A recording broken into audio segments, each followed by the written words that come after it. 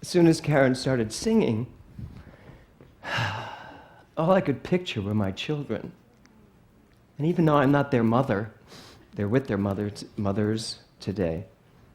You know, we are all mothers and fathers. So as soon as she started singing, and I thought about that beautiful energy that is God, that energy that protects, that allows us to create from it. And I just started thinking about my children. And you know, they're turning 16, and they're very soon about to step out into the world. You know, and for a parent to be allowing for their children to step out into the world, you know, we can say we won't allow it, but oh well, too bad. They're going. You know, Will and Nora are already telling me what college they're going to, and both colleges are very far away from California, which they should be. You know, I've been an advocate. I've said to them right from the beginning, when you go to college, you go away to college. You're done with us. I said, really, I want you. In fact, when I was going to college, I told my parents, I said, I want to go away to college. They were like, no, you have to stay close to home. They really were worried for me that I would not do well far from home. So I was like, well, you know what? Then I'm living on campus. So I literally lived on campus 20 minutes away. Gave me a certain amount of freedom. So, okay, so I just know that Will and Nora are totally safe and blessed by this, and said thank you for that song. It was just beautiful. So, yes. I hate when I cry, it just destroys my makeup. As if, yeah. So, I want to start with this concept of feminine energy. You know, when I teach science of mind, how many of you have taken classes with me? Many, many, many of you. The rest of you, start taking classes. You learn so much. It's just amazing. But one of the things that comes up in teaching science of mind is this teaching tool, this circle, that breaks into 3 quadrants. And it's the conscious mind, subconscious mind, subjective mind, and then form, which is the body of your life. Or Father, Mother, God. God meaning everything, everything, from what we create to what is created. And the middle section, the creative section, the place where everything goes to be birthed, is called the feminine energy. Now, I get into a lot of trouble, Lisa Johnson, when I am teaching this class with the women, because what it basically says is that the conscious, the powerful part of the mind is the conscious mind that puts into the submissive part of the mind that says yes to everything, which is the feminine. And as soon as I say that, half of the room I've lost. Actually, 3/4 of the room, because 3/4 of them are women. So, and you know why? Because we're taking it literally, men and women. You are both masculine and feminine. You are not all man if you are a man. You are masculine and feminine. The perfect combination of that. You are the perfect combination of power that you use to put into the law, and you are the law itself. The divine feminine. That which creates from whatever is given to it. And the fact that it always says yes is really one of the most brilliantly beautiful things about the law of life. It always says yes. God so loved that which it created, you and I so love that which we create, that we have literally set up a system where the divine feminine always says yes. It doesn't judge us. This feminine energy doesn't judge you. It doesn't say, are you sure you want that? It just doesn't. It just says, okay, if you tell me I don't believe I have enough money, the law, the divine feminine says, and so it is. If you tell it, I am here to move mountains, it will say, move them. I will give you everything you need. I support everything you tell me. That's the divine feminine. So when we really get in touch with our divine feminine, if this month is about stepping into my power and I am unstoppable, it means I must get in touch with that divine feminine in me that knows exactly what to do, when to do it, and how to do it. Isn't that a beautiful part of who we are? That is what we teach. This is the creative process we teach. The divine masculine that takes the idea, puts it into the divine feminine, and from that comes the perfect expression of life. It sounds like a lot of the ways we all create, doesn't it? I'll let you figure that out. So that's the way this works. That is what the divine feminine is. So here it is Mother's Day, and we all celebrate our mothers. I loved what Caressa said. Even the rotten mothers did the best they could. I mean, I loved that you said that, because here's the thing. I bet some of you are sitting here who may not have had what you would consider the most supportive mothers. And I won't ask you to raise your hands. But, you know, we all have had our own versions of what our mothers showed up as. But within every single one of our mothers was the divine masculine, divine feminine, and the perfection that went well beyond anything they ever did to you. And I use that word on purpose. And we have to stop thinking that our mothers did anything to us, because they really didn't. They just did what they did based on what they knew, or what they didn't know, probably. And now it's up to us to tap into our own divine mother and let them off the hook. So if you have a mother here today that you need to let off the hook, let her off the hook. Because guess what? She got off the hook a long time ago herself. Really. We're still carrying those things around, if there is anything left over. So my mother was a beautiful woman. She kind of looked like Elizabeth Taylor with brown eyes. And she was just gorgeous. She had a body that could stop traffic. I mean, literally, she was so gorgeous. And she had curves where there were curves and curves. And she was just perfectly appointed as a woman on this planet.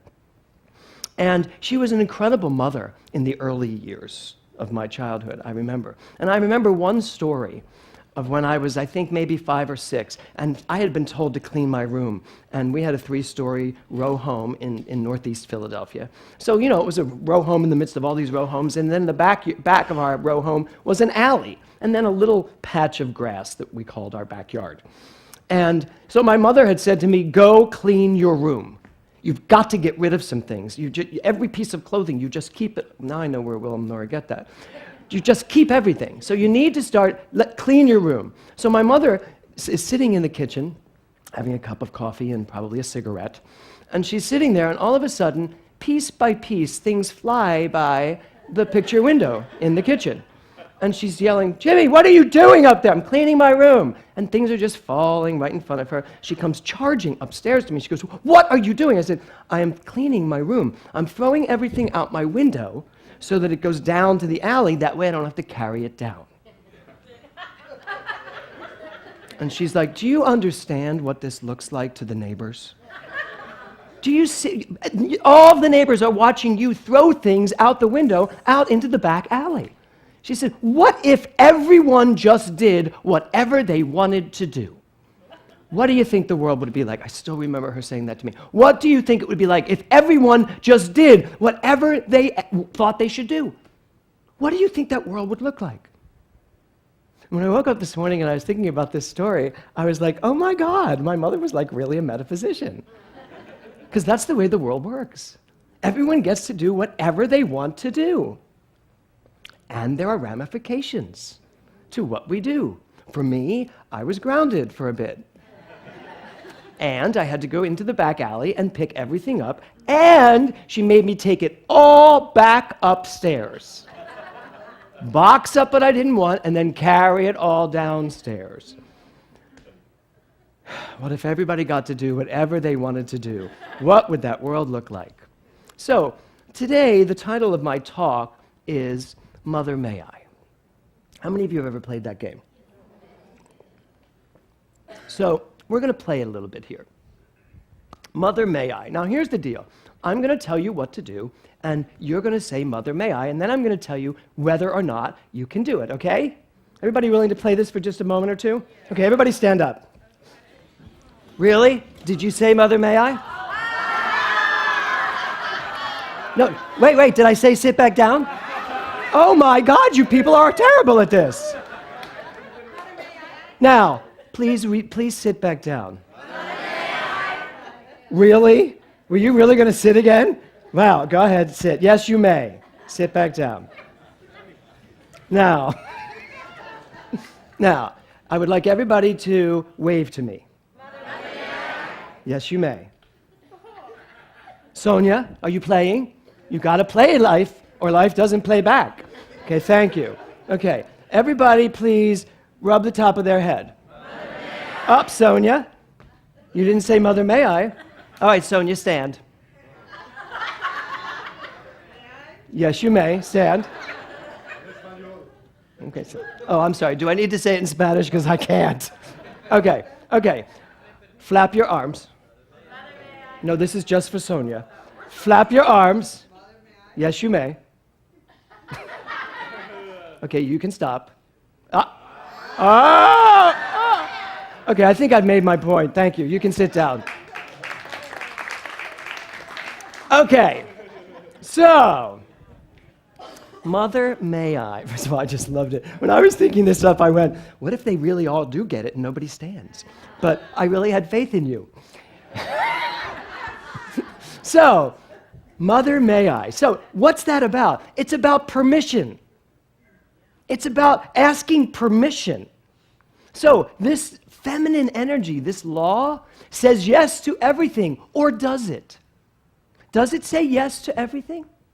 Yes, it does. However, it plays a divine game of Mother May I. Throughout your entire life, this is how the law works. And this law, by the way, is not just something you use. It's what you are. It's who you are. It's in you. It's that which you are. So it's not like it's separate from you. We teach it almost separately, but it's not. I am the law. I walk as the law. When I speak my word, the law does exactly what I speak because the law is inherent in the word itself. Now, why it plays Mother May I is this. So I say to the law, I want more money in my life. Anybody else want that? Yeah. Okay, I want more money. There you go, good for you. I want more money in my life. Now, you think the law is saying, yes, you have it. No, it's saying, did you say Mother May I? Here's how you say Mother May I. Your beliefs are what they're really responding to. The law responds to your beliefs. So you say, I want more money in my life. And then it says, Mother, may I give it to you? May I give it to you?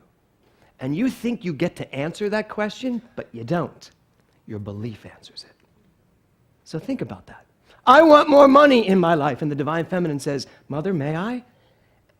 And then it knows what you believe. It knows what you think. And it just gives you exactly what you are equal to. That's how this law works. That's how the Divine Mother energy in you works. It is always saying yes based on what you believe. And it is this divine game of Mother May I. And it is asking you, what can I give you? Mother, may I give you prosperity? And what's your answer? Yes. No. That may be your answer, but are you equal to that answer? Have you brought it? Did you bring it? Did you bring Mother exactly what Mother wants to give you? Well, yes, you did, because you bring it with your beliefs. That's how simple this is. So when you think you want something, when you desire something, and we always say you have to have the mental equivalent of it in order to actually make it happen in your life, that's what we're talking about.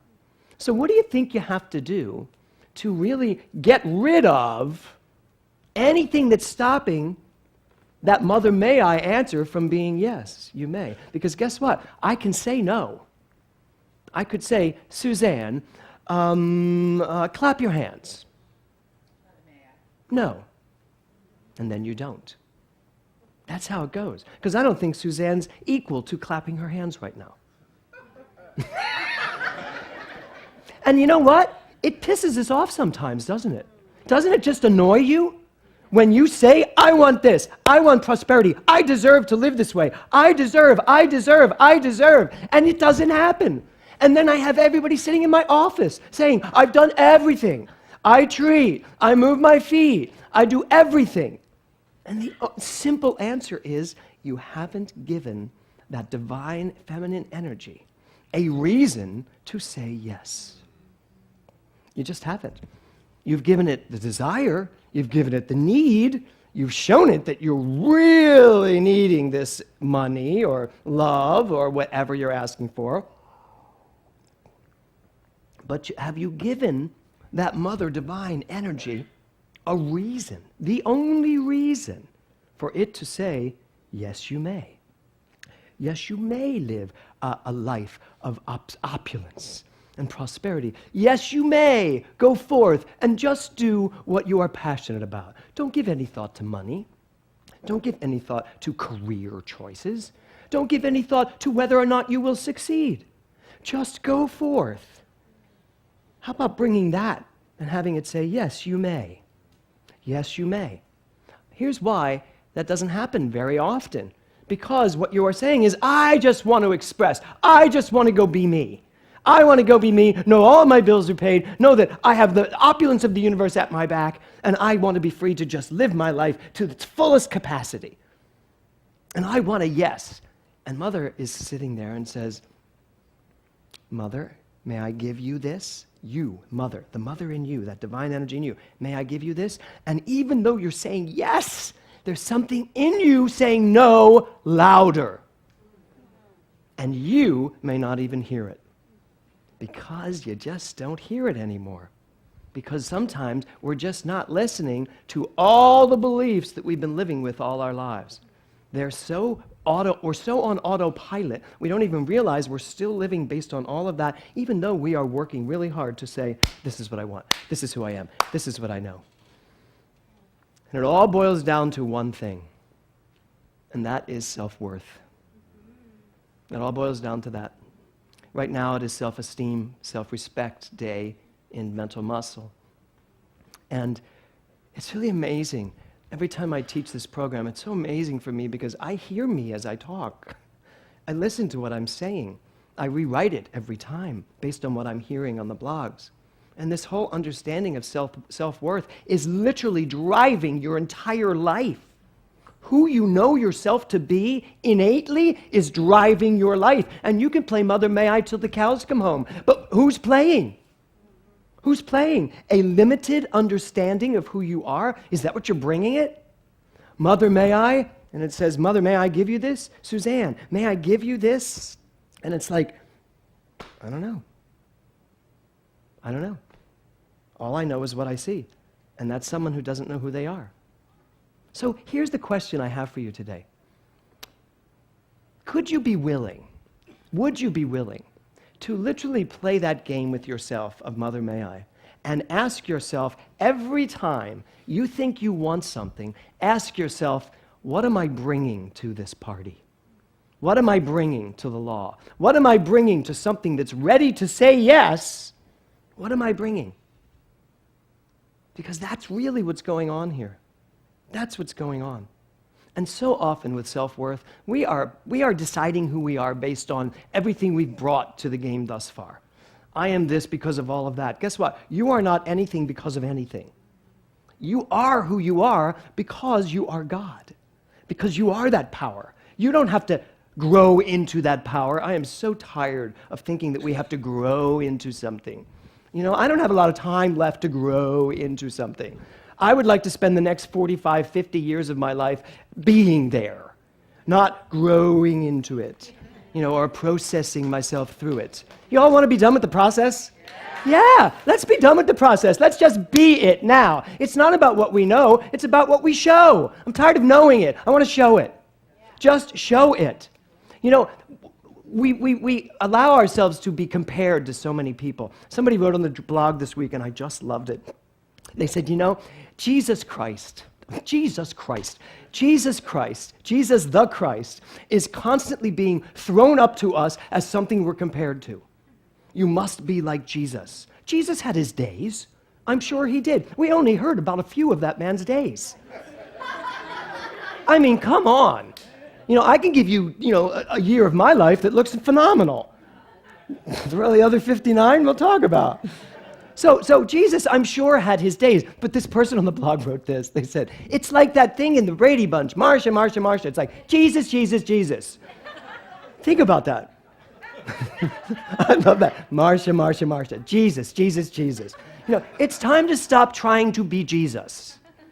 or stop trying to be anything. We are all such individualized expressions of this creative energy. We get to be something unique, something different, something wholly different from anything we've ever been before. That's why I so loved what you did. We have never done anything like that on a Sunday morning. We are the global truth center. We need to start pulling from the global wealth of what's out there.